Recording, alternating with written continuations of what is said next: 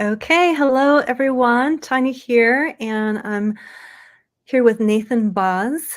He is, he is a business leader. He has, oh my gosh, I was really impressed with your bio with your 43 years of experience in the business world, and yeah, all the businesses that you've started in your career. So I'm really excited to dive into what it is that you have to share with us, and a couple things in particular we're going to dive into is the business growth diet that you talk about, and also the young entrepreneurial education. And of course you have lots of other offers that maybe we'll have time to dive into them, but those are the two that I'd love to talk about. So welcome, and thank you for being here. Lovely. Thanks for having me here, Tanya. It's a Yeah. pleasure to be here. Yeah. Yeah. So yeah, kind of give us an overview of your journey. I mean, what I was reading your website, and you had something kind of funny about, you realized one day that you that you can only eat so many potatoes or something like that, and then you Yeah. realized it's time to step it up, right?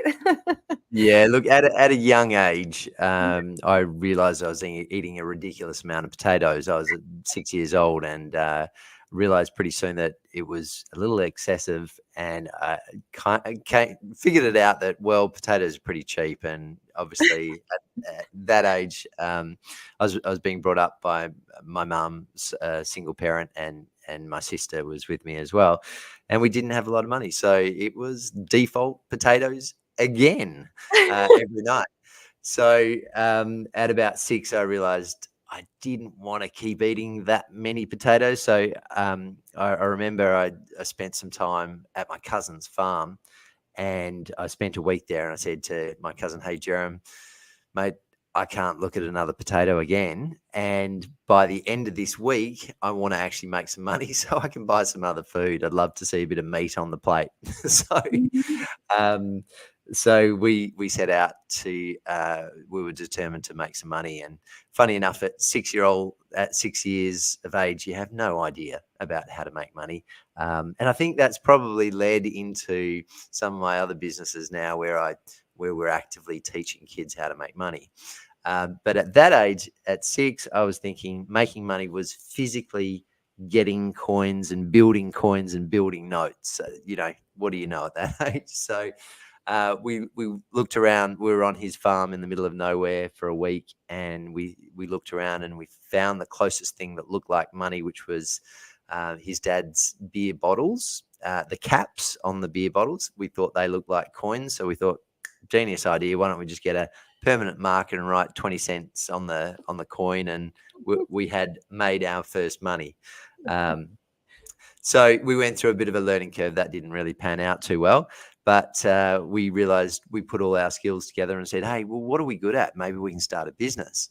And we sort of scratched our heads for a while and realized eventually, well, I could make pretty good paper aeroplanes. So we thought that could be a skill that we could sell. And we sat out on the side of a paddock in the middle of nowhere in a country town which had no traffic passing by. We had a trestle table with all these paper aeroplanes and didn't sell a single one over the 2-hour period. But Oh, not that even was not one. unbelievable. But I tell you, we learned a lot of things from it. So we learned that traffic is pretty important. You actually have to have human beings with money to sell to, otherwise sitting there on it's probably just a hobby. Location, right? Yeah, location, location, location. Yeah. Yeah, so that was important. And then signage. Apparently, people need to know that you're actually selling stuff, not just sitting on the side of the road. Because we had 2 people come past, two cars, and they didn't stop. But in fairness to them, they had no idea we're actually selling paper aeroplanes. So I've in all my businesses, and I've started about 15 businesses over the past 43 years, and every one of those, I probably go a little bit too overboard about signage these days. So it's been a good lesson along Yeah. the way. Yeah. Yeah, Amazing. I love that. I love that. yeah. Um, so and so I would love to know a little bit more about, well, so first of all, you have, um, you have had and achieved the highest turnover for Australia's two largest supplement brands for 8 consecutive years. Um, so so health is one of your passions, right? Mm. You've got the Guinness World Record holder for ice baths, you know. Just been broken tragically. Someone else has just broken it, but Oh, okay. we did have You at the did beginning of the year. We did. okay. But the point about ice baths and the health side of it, my background's in health, and I studied as a naturopath originally, and I was in that health industry, and I studied under a guy, a mentor who was a pharmacist. I studied under him. Well, I worked for him for 8 years, and he was just the most phenomenal entrepreneur. And I just absorbed constantly every day from him and watched everything he did. And, he taught me all about negotiation and sales and business and retail and marketing and all that cool stuff that you need to know. Mhm. And then I went out on my own, opened up a health shop, and that did pretty well. And achieved the biggest turnover in Australia's two biggest brands in a tiny little market in Perth, Western Australia, which is, one of the smallest cities in Australia. And we had the smallest shop in pretty much in Australia, a tiny little few square meters. But we pumped it out, and just learning. I think the mentor side, someone that can teach you.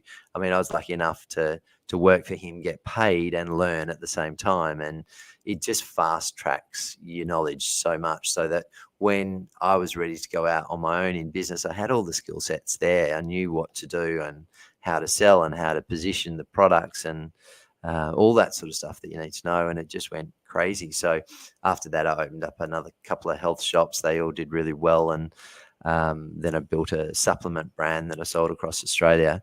And then moving into the health side, I mean, I was certainly in the health side at that stage, but now what I do is I've created actually a weight loss program that I offer to hotels around the world. It's like a sort of a plug and play weight loss program. But from there, I've adapted that same program to optimize for business growth, which is really weird. But so I use health now as a method to accelerate my business. So anything that I can use, any hacks, tricks, systems, foods, anything that will help me with my business focus and my business growth, I bring it in, because there's so many cool tools out there that we can use that's at our disposal, and so much education and so much knowledge that's around now. But I don't think too many people have connected the fact that we do have to have, for optimal outcomes, it makes it a lot easier to grow a business if your brain is focused and your mindset's on the job and you've got energy to carry through a long day. All these things are really quite useful for growing a business. Beyond the shadow of a doubt. I mean, that's kind of what I quickly realized for myself, especially within the last year. I'm going to be 50, and in the last year, I really started to realize, like, oh, well, okay, I'm not getting any younger. And if I want to be successful and have the energy that's required to because it takes a lot of energy as an entrepreneur. You're putting out a lot of energy. You really do have to be on your A game if you really want to be successful. I quickly realized, like, okay, health needs to be my priority. And so I really, like, I got a naturopath and changed my diet and all those things. And of course, it's an ongoing journey. And so I couldn't agree with you more. And so your business growth diet has 7 steps. Did you want to talk about those seven steps with the audience? Yeah. So one of the key, I mean, in a nutshell, I've created the diet which I've used to, help a lot of people lose weight. but it's based on ketosis, where we take out the main common source of fuel, which is glucose and carbohydrates, and we replace it with a healthier burning fuel, which is fat. So when we shift from glucose to fat usage, the fuel becomes a lot cleaner. Your energy levels go up. You have a lot more consistency throughout the day with your energy. Moods improve. Ketones are released from fat tissue. When we break down fat tissue, ketones are released, and ketones are phenomenal for brain function. Originally, the keto diet was created for kids with epilepsy because it was one of the nutrients that would go into the brain and stop the seizures. So ketones are fantastic for brain function, for memory, concentration, focus.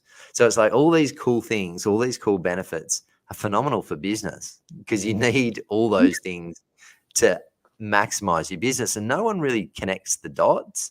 There's a lot of people out there that stimulate their brain and keep pushing themselves with short-term stimulants like caffeine, alcohol, coffee, Coca-Cola, high sugary diets. They just do it just to get by. And they're on a roller coaster ride every day. You go up, you go down, you crash. Then you have more stimulants, be it drugs, medication, whatever. It's a horrible ride.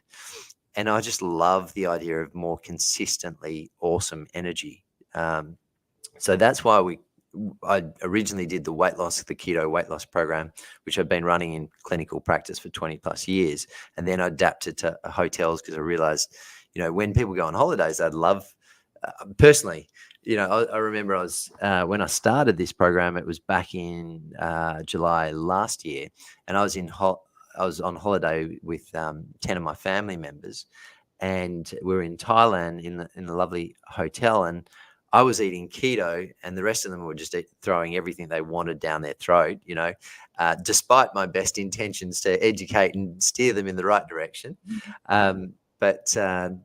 So I realized I could eat really well in a hotel, just armed with the knowledge that I have, and make the right choices.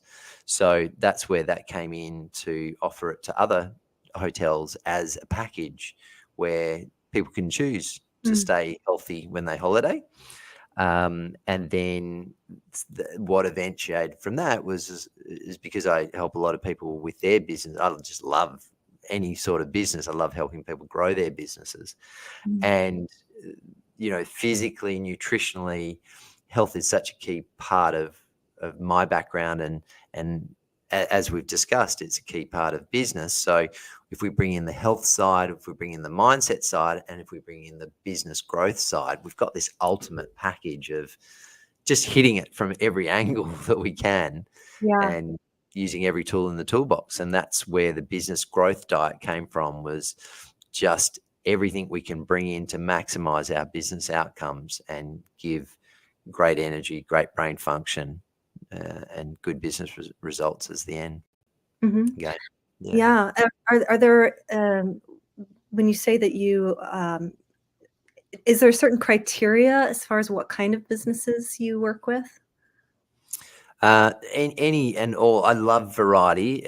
In my current day, I have 5 different businesses that I run myself, and they're from food manufacturing to weight loss programs to marketing company, and a couple of startups, including in the educational space for kids. So variety wise, I love any business, and the foundations are generally the same. Most businesses need more customers. Most businesses need more sales, and more customers and more sales generally fixes every other problem. Keeping it simple. It's kind of like buy low, sell high type of thing. Absolutely. I mean, who couldn't do with more business and more sales and more profit? It seems to dissipate every other problem in business out there, right? Everything else can work itself out somehow. When you have those two things in place. So the students that you work with, the educational program, before we went live, like for me, I was like, oh my God, I'd love to talk about this because I have a background in education, Waldorf education. And, certainly money in business is, I don't think I ever got a single lesson, even even in university. I was a fine art major. So you learn all these wonderful things about art and making art and photography and painting, all the things. And then they gave us one 2-hour class on Yes. actually Yes. marketing. And it was so piss poor. Kind of like, yeah, you get your slides together, you make a little bio and go and just hit up the galleries. Yep. And Yep. I was like, oh, okay. Well, and I didn't even question it. I was like, okay, sounds good. And then you go out into the world and you're like, oh crap. Like there's a lot more to this. And yeah, even in high school, even younger, like I think I had one class, the only one, I think they taught you how to fill out a check and how to look at the stock market. Like that was it. Uh, and that, I mean, filling out checks is so useful these days. I Oh don't know about, yeah, yeah, right. they Yeah, don't exist in Australia. I don't know about where you are, we but still have them here, believe it or not. do they? Yeah, Do but they they? don't use very often. Yeah. So you're right. It is so underserviced, that whole educational system for financial literacy. I mean, I was exactly the same when I studied naturopathy. There was, I think, the same, a 2-hour lecture on how to grow your business. Now, it should be the reverse. You should study 3 years of business growth and 2 hours in your niche. But it never is that way. And you're told if you're good at what you're good at, then your That's business right. will excel. Yeah. Um, it just doesn't work that way. You can have the best business on the planet, but if no one knows about it, then you're going to struggle. You're relying on word of mouth, which is a terrible way to grow a business. I mean, it's good, but it's super slow. Yeah. If you've got the next 20 years to burn waiting for word of mouth to get around organically, then wow, good for you. But I can't wait that long to grow a business. Yeah. Um, so yeah, in the kids space, I mean, in particularly in the kids space, that's where we've moved into, because we realize at school there is zero to minimal education on financial literacy, and it's in that's where you form all your habits. And I know with our kids, there was just an expectation that money just comes and you ask for it and you get it. And we really not big fans of that sort of attitude. And we realized it was because just pure lack of education. They don't understand that the process and the work that comes into generating money to provide all the things that the kids want. I was actually on Shark Tank a few years ago in Australia, and I was pitching one of my businesses back then. And after that, I did a lot of lectures and talks in schools, and I realized that there was a big demand, a big need for, and a big interest in Shark Tank and business and all those sort of financial literacy. And so we put together a financial literacy, a financial educational system for schools, and we've just launched it in one of my kids' schools. We actually work with the headmaster. He's part of the business, and we've put together a curriculum, an education system for financial literacy based on the school curriculum. So now we're getting it out there, offering it to other schools, and we're just in that initial growth phase. But realizing that there's so much need at that age to educate and to start kids off in a great space where they can move forwards. And it's interesting, we did a Shark Tank within the school, and all the kids came up with their own business ideas, and there was some phenomenal business ideas that kids, I mean, they've got such creativity, and that's what you need to find business ideas and find opportunities in that space. And it's just so exciting bringing them up at that age and educating them and exposing them to all this cool stuff. and some of them just absolutely love it, and they just take hold of it, and they have continued with it, outside of the educational space that we've had, and they just love the idea of business, and it's awesome to see that. It's so exciting. Yeah, that is. And it's the kids that are here now, I just noticed that when I started teaching, and that was 25 years ago back then, my first classroom, um, and working with these 10-year-olds, they really struck me as being different than my age group, like being 10. The kind of things that they were talking about and what they were doing and able to comprehend as 10-year-olds then was way beyond what I remember as a 10-year-old, like thinking about, and the way they were just so aware. And Mm, I just see that even now, like, just I used to work at a Montessori preschool, and just even the little ones, like, just so, like, some of them are just little Buddhas. They say these things as like deep wisdom, and you're just like, profound. "Oh my Yeah, gosh," yeah.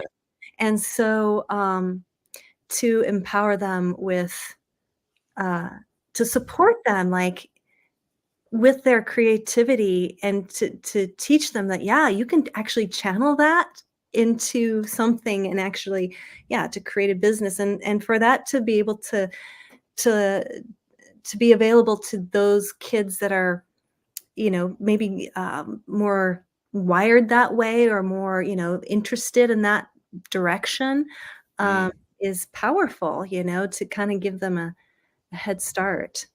um, Definitely. Otherwise, it's an opportunity lost. If you don't actually expose kids at a young age to entrepreneurism, or business, or financial literacy, there's so many kids that would grab hold of it, and do grab hold of it, and are really excited by it, mm, and become passionate about it. And it's just not introduced otherwise. You know, the idea of education is that you go through the system, and you spat out with a job at the end. So, that's the standard process, which is nothing wrong with it, but it's amazing if you can give kids exposure to other opportunities within the space, that they could run their own business, they could create something, they could be an inventor. There's so many different pathways, mm, and there's creative minds at that age are just yeah. amazing. They're It just sounds like ready. they love it, that they love your program. I mean, you say that, you had this Shark Tank in the school, and, like, how fun is that to give Mm, kids an opportunity to compete, and, kind of yeah. make the game. Yeah. Yeah, we had a bunch of parents that are assessing and giving feedback. It's all very light feedback and positive feedback, Yeah. not quite like the Sharks on the TV programs, but Yeah. but more of an encouragement. And it was, the kids just had a ball up on the stage, telling everyone about their business idea and their invention, and the creativity just flows. It's so much fun. And I'm curious too about mindset, because, that's obviously something that we're not taught in school either. I mean, mindset, that term, I don't think was taught to me until, honestly, quite recently. You Yeah, know, right. unless maybe you're into sports, maybe they would bring up mindset more. Right. But um, Yep, true. uh, yeah, yeah, the kids. Is that part of your program? Is Yeah, teaching? yeah, we just quietly we sneak a bit of that in there as well, Mm, and that's a little bit under the radar, but we yeah, have to have a little bit of a positive slant on things, because, I mean, in when you're in business, it's not all shiny and awesome all the time. You have to have a certain amount of endurance and stamina, and you've got to weather the ups and the downs. So mindset certainly comes into it, for the persistence and the yeah, looking for growth. And I mean, personally, in my business, I've been through some really interesting times, and had businesses where I lost tons of money, and you can choose the mindset yourself, whether you say, okay, that finished me, I'm not going to do that again. I throw the towel in, surrender, I'm done. Or you can say, wow, look at the lessons that I've got. How can that benefit me in the next business, in the next part of my life? So yeah, simple little mental hacks like that are just so important, Mhm. because kids aren't exposed to that period. Mhm. So yeah, we do try and bring a bit of that in, just in a gentle, subtle level, Yeah. to be able to give kids some basic mindset skills to be able to use for business or in general in life as well. Yeah. Yeah. Beautiful. Awesome. It's Mm. yeah, wow. I love it. I just love that you dedicate your time, some of your time to the children, because they are the future. They really are. I think that's kind of why I ended up in education initially. After, in my mind, I thought, well, if I want to make the biggest impact, then it starts with the children, right? It really Mm. does. They are the future. And so how are we teaching them? How are we educating them? Who are we being, with them? Um, so so Mm. yeah, it's to, I don't get to talk to too many educators in the entrepreneurial space, so anyway, just want to acknowledge that. So thank you so Thank much you. for your Yeah. work. Yeah. Yeah. Yeah, pleasure. And it's so exciting to be able to think that we can shape our economy based on, the very start. Where do you start to change your economy long term? And wouldn't it be cool to be able to think we've influenced the Australian economy and the world economy by going right back, thinking what would the absolute ultimate be to be able to shape the direction of the world. And I think that's where I drive a lot of the purpose, my purpose in life from, is just finding those little opportunities where we can really influence the world in a positive way, and come back to what is the ultimate.